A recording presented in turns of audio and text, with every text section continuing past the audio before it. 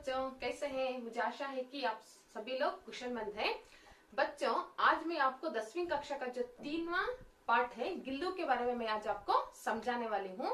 बच्चों, गिल्लू पाठ के जो लेखिका है महादेवी वर्मा, आइए इसके बारे में हम जानेंगे। देखिए बच्चों, महादेवी वर्मा को हम आधुनिक मीरा भी कह जाता है। आधुनिक मीरा भी हम कह जाता है किसे? महादेवी वर्मा जी को। इनका जो जन्म है 24 मार्च 1907 को फर्रुखाबाद में हुआ। इनका जो जन्म है बच्चों 24 मार्च 1907 को फर्रुखाबाद में हुआ। इनके जो पिता है बच्चों गोविंद प्रसाद, माता हेमारानी, ये थे इनके माता और पिता। इधर देखिए बच्चों, महादेवी वर्मा ने पद्य और गद्य दोनों की रचना की। महादेवी वर्मा ने गद्य और पद्य दोनों का भी रचना की। ಅಂದ್ರೆ ಗದ್ಯ ಮತ್ತೆ ಪದ್ಯ ಎರಡು ಸಹ ಇವರು ರಚನೆಯನ್ನ ಮಾಡಿದ್ರು। यारो महादेवी वर्मा। आगे देखिए बच्चों, इनकी जो प्रमुख रचनाएं हैं यामा, संधिगीत, दीपशिखा, नीरजा, निहार, अतीत के चलचित्र, पथ के साथी, मेरा परिवार, इनके थे ये प्रमुख रचनाएं। बच्चे, जो यमा था वो प्रमुख रचनाएं, इनको ज्ञानपीठ प्रशस्ति भी मिला था। किसे? यमा जो रचना है ना बच्चों, उसके लिए इनको ज्ञानपीठ प्रशस्ति भी मिला था। इनका जो मरण है बच्चों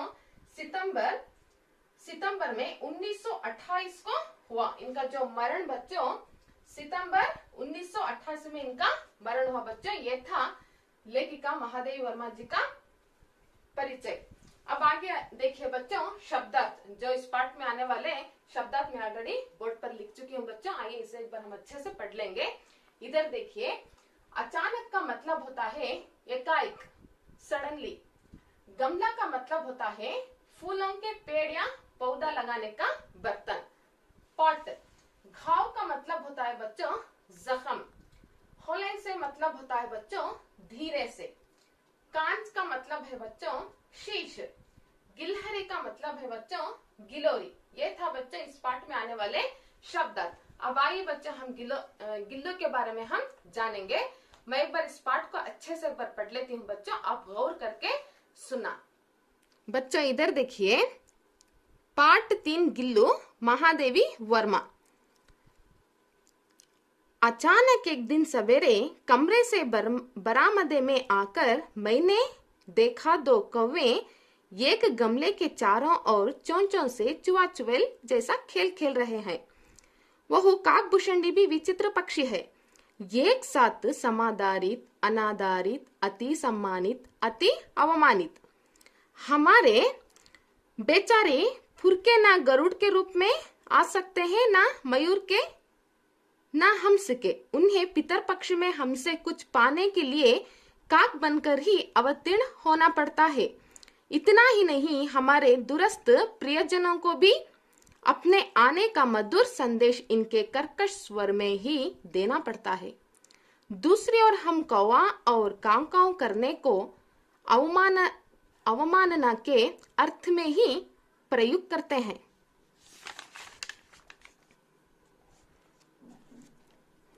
मेरे काक पुराण के विवेचन में अचानक बाधा आ पड़ी, क्योंकि गमले और दीवार के संधि में छिप एक छोटे से जीव पर मेरी दृष्टि रुक गई।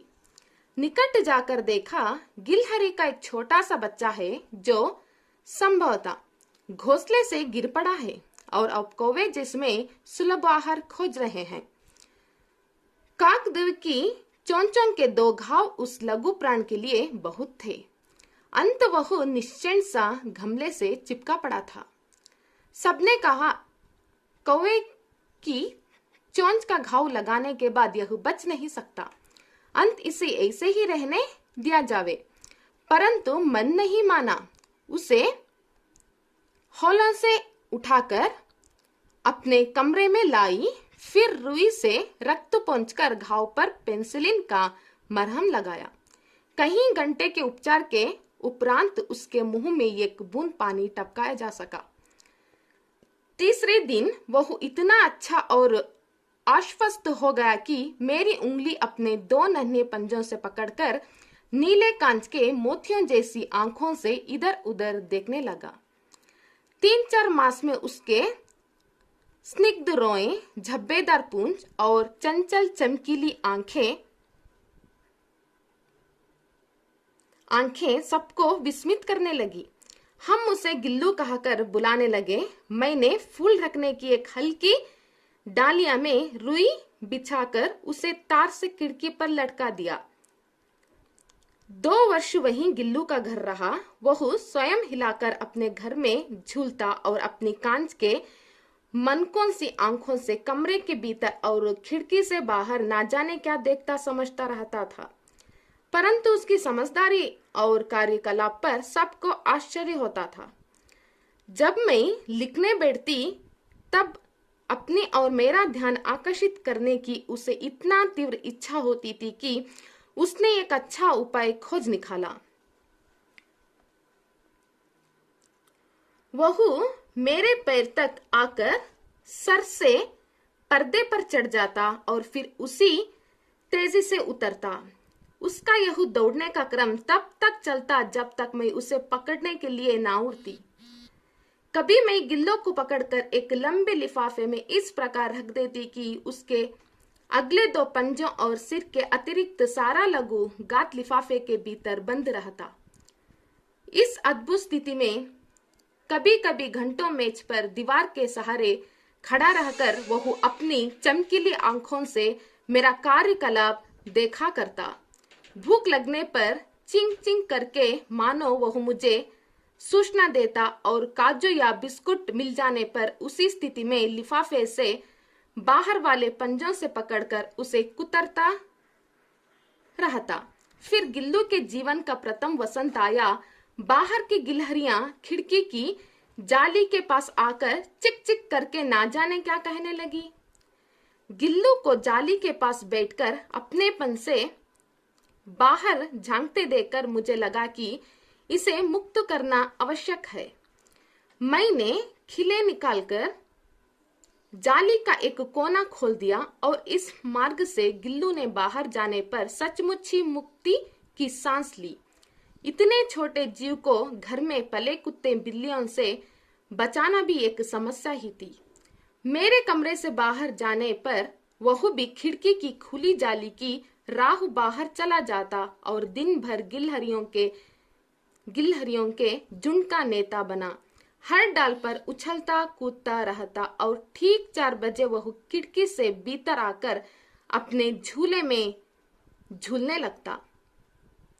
मुझे चौंकाने की इच्छा उसमें ना जाने कब और कैसे उत्पन्न हो गई थी।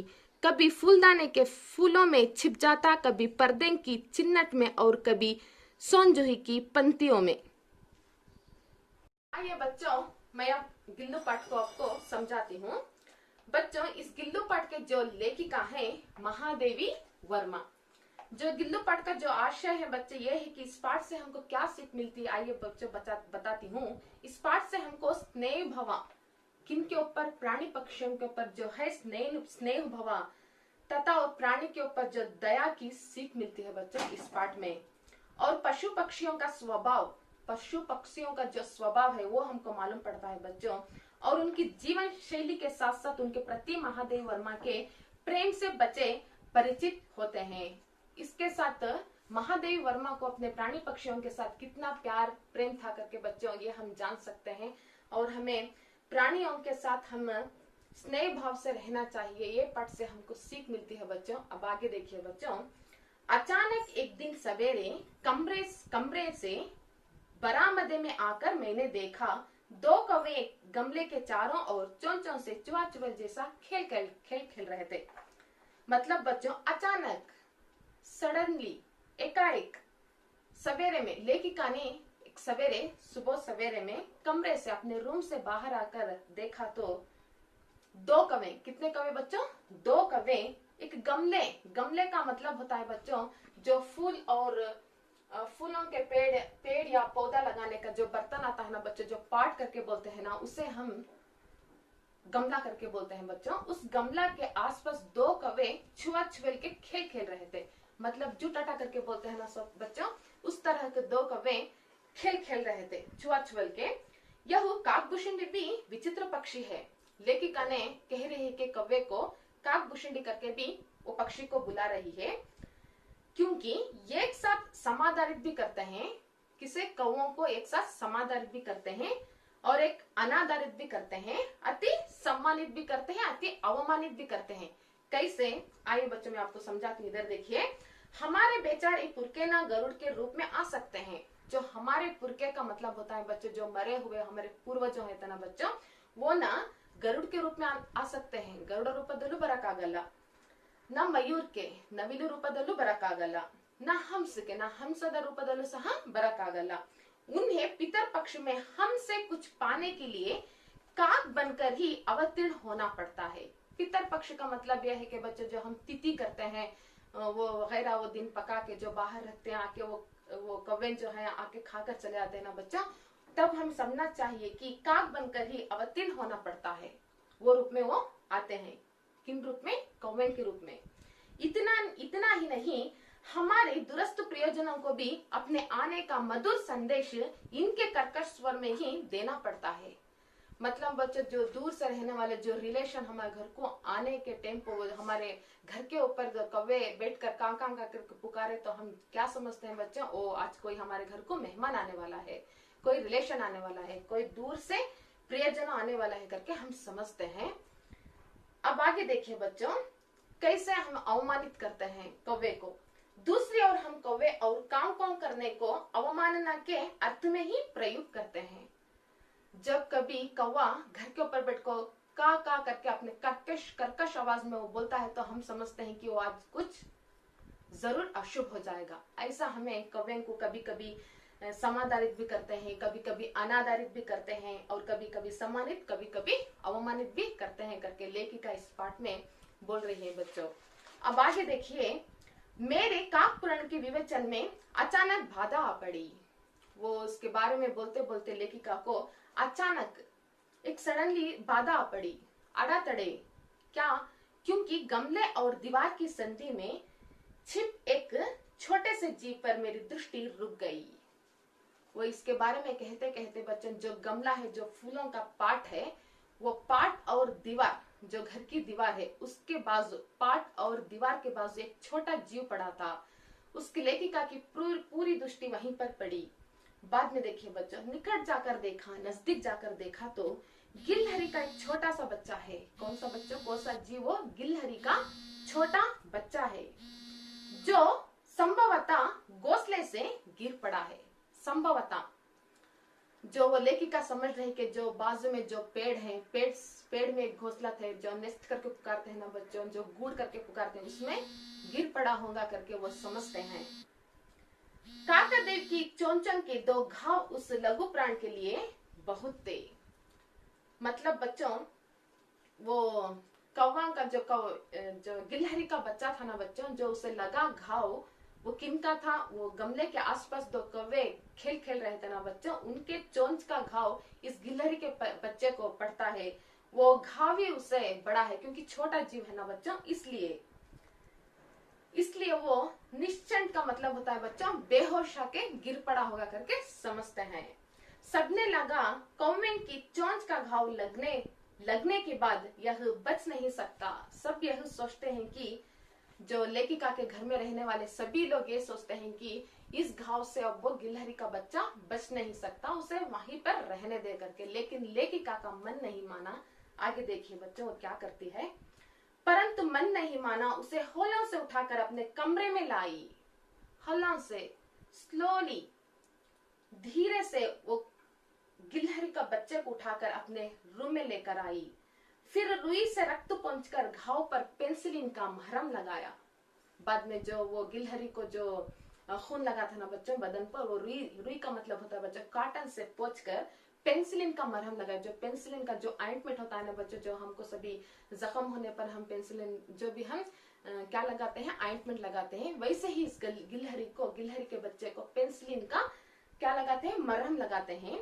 कहीं घंटे के उपचार के उपरांत उसके मुंह में एक बूंद पानी टपकाया जा सका। कहीं घंटे के बाद, यानी कि 2-3 या 3-4 घंटे के बाद वो गिलहरी के बच्चे के मुंह में एक बूंद का मतलब होता है बच्चों ड्रॉप, एक ड्रॉप पानी डाल सका।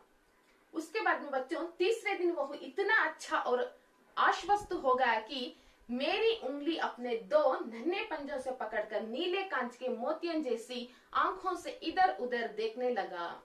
तीसरे दिन वो इतना अच्छा आश्वस्त हो गई कि मेरी उंगली का मतलब लेखिका के जो उंगली है ना बच्चों, उसे अपने 2 पंजे जो सामने गिलहरी को सामने जो 2 पंजे होते हैं, पीछे 2 पंजे होते हैं ना बच्चों, जो सामने के 2 पंजों से उस लेखिका के उंगली पकड़कर और वो मोतियन जैसे नीली कांच के जैसे मोतियन जैसे आंखों से इधर उधर देख रही थी। 3-4 मास का मतलब बच्चों मंथ, 3-4 मास में उसके स्निग्ध रोए का मतलब जो उसके गिलहरी के बदन के ऊपर जो बाल रहते ना बच्चों, स्मूथ सा जैसे उनके बाल, झब्बेदार पूंछ जो गिलहरी की बच्चों छोटी गिड्डी जैसी मोटी जैसी जो पूंछ रही थी ना बच्चों, ऐसी वो निकल आई। और चंचल चमकीली आंखें, जो चंचल चमकीली आंखें सबको विस्मित करने लगी। विस्मित का मतलब होता है बच्चों आश्चर्य। वो सब उसका जो देखकर सबको, घर में रहने वाले सभी लोगों को आश्चर्य होने लगा। हम उसे गिल्लू कहकर बुलाने लगे, हम उसे मतलब पेट ने गिल्लू करके पुकारने लगे। मैंने फूल रखने की एक हल्की डालियां में रुई बिछाकर उसे तार से खिड़की पर लटका दिया। गिल्लू को एक रहने के लिए घर चाहिए ना बच्चों। अब वो लेखिका ने अपने फूल रखने की मतलब जो फूल सब रखते हैं ना बच्चों, जो बुट्टी करके पुकारते हैं ना, जो बुट्टे इससे आती है ना बुट्टी, उसे क्या करते हैं बच्चों, अंदर कॉटन बिछाकर, रुई बिछाकर उसे तार का मतलब होता है बच्चों तांत में वो खिड़की, जो हमारे खिड़की रहना बच्चों, उसमें लटका दिया। 2 वर्ष वही गिल्लू का घर था। देखिए बच्चों, 2 वर्ष गिल्लू का घर वही था। वह स्वयं हिलाकर अपने घर में झूलता और अपनी कांच के मनकों सी आंखों से कमरे के भीतर और खिड़की से बाहर ना जाने क्या देखता था, समझता रहता था। मतलब बच्चों वही वो बुट्टी को ऐसा सा हिलाकर झूलता था और कांच के जैसे मनकी की जैसे आंखों से कमरे के भीतर, कमरे के अंदर और खिड़की से बाहर जाकर ना जाने देखता क्या समझता था, वो मालूम नहीं पड़ता बच्चों हमको। परंतु उसकी समझदारी और कार्यकला पर सबको आश्चर्य होने लगा। परंतु जो उसके कार्य को देखकर, उसके रीति को देखकर हम सबको एक आश्चर्य होने लगता था। जब मैं लिखने बैठती, लेखिका ने कह रहे बच्चों लिखने पढ़ने का, लेखिका है ना बच्चों महादेवी वर्मा को लिखना पढ़ना बहुत पसंद था। जब वो लिखने बैठती तो अपनी मेरा ध्यान आकर्षित करने के लिए, अपना ध्यान गिलहरी, जो लेखिका का गिलहरी पूरा ध्यान, लेखिका का ध्यान अपने लिए खींचने के लिए बच्चों, जो पूरा ध्यान वो गिलहरी के पास खींचने के लिए ना जाने क्या क्या करती थी, एक अच्छा उपाय खोज निकला। वो मेरे पैर तक आकर, वो लेखिका के पैर तक आकर सर से वो पर्दे का मतलब होता है बच्चों वो कर्टन करके बोलते हैं ना, वो सर से वो पर्दे पर चढ़ जाती और वही उसी तेजी में सर करके नीचे उतर जाती। यह उसका दौड़ने का क्रम जब तक चलता कि जब तक मैं उसे पकड़ने के लिए ना उठती। ऐसा कार्य इतना करती थी कि बच्चों वो जब तक मैं उसे पकड़ने के लिए ना उठती, लेखिका ने खुद उसे पकड़ने के लिए जाना था, तब तक ऐसा ही गिलहरी ने इसी कार्य को बढ़ाने लगी। कभी मैं गिल्लू को पकड़कर एक लंबे लिफाफे में इस प्रकार रख देती कि उसके अगले 2 पंजों और सिर के अतिरिक्त सारा लघु गात लिफाफे के भीतर बंद रहता। कभी मैं गिल्लू को पकड़कर एक लंबे, तब क्या करती है बच्चों, बाद में लेखिका ने उस गिल्लू को पकड़कर एक लिफाफे में रखने का एक बंदोबस्त करती है। कैसे? लिफाफे का मतलब जो कवर करते हैं ना बच्चों, जो पट्टाना करके बुलाते हैं, वो लघु देह वो लिफाफे के अंदर, और 2 पंज और जो ये है ना बच्चों उसका सर बाहर रहता था, पूरा उनका लघु देह पूरा उस लिफाफे के अंदर रहता था। बाद में देखिए बच्चों, उस अद्भुत स्थिति में कभी कभी घंटों मेज पर दीवार के सहारे खड़ा रहकर वह अपनी चमकीली आंखों से मेरा कार्यकलाप देखता रहा। इस अद्भुत स्थिति में, जो स्थिति में है, जो लिफाफे में थे ना बच्चों, उस स्थिति में वो मेज के दीवार के सहारे खड़ा रहता था और लेखिका जो कार्य है वहीं से बैठकर वो देखता था। कौन?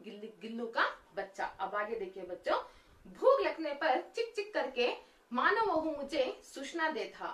भूख लगने पर ये बच्चा एक चिक चिक करके पुकारता था। भूख लगने पर एक चिंग चिंग करके आवाज करता था और काजू या बिस्कुट मिल जाने पर उसी स्थिति में लिफाफे से बाहर वाले पंजों से पकड़कर उसे कुतरता रहता।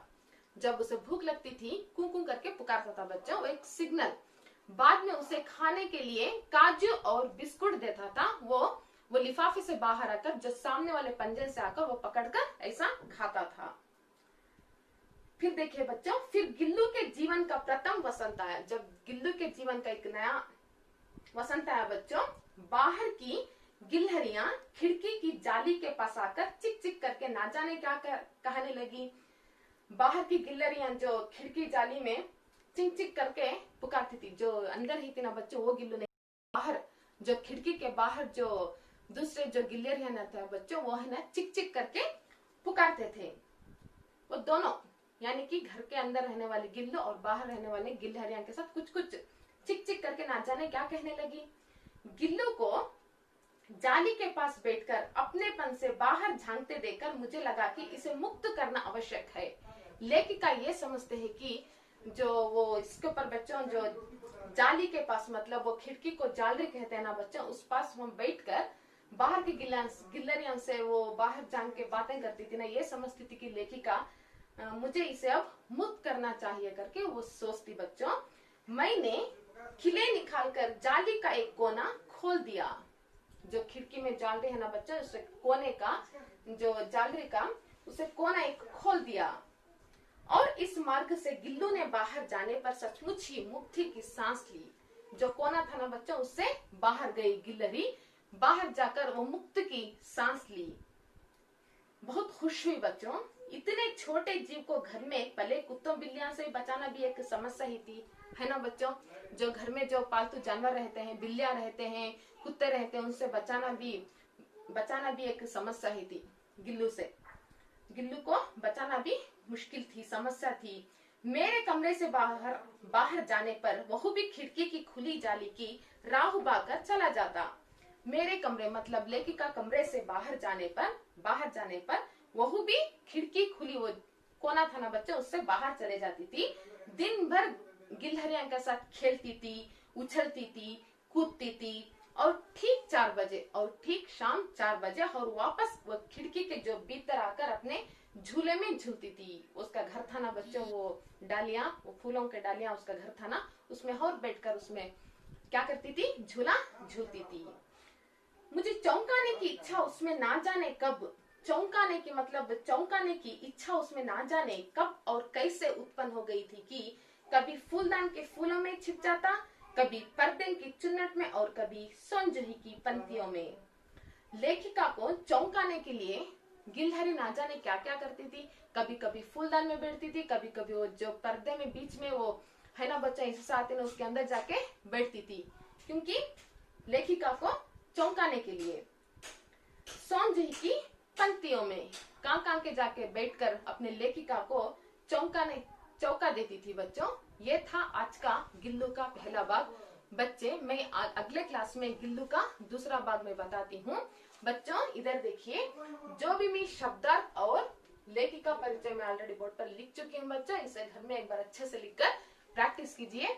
मैं अगले भाग में फिर मिलती हूँ, तब तक के लिए धन्यवाद।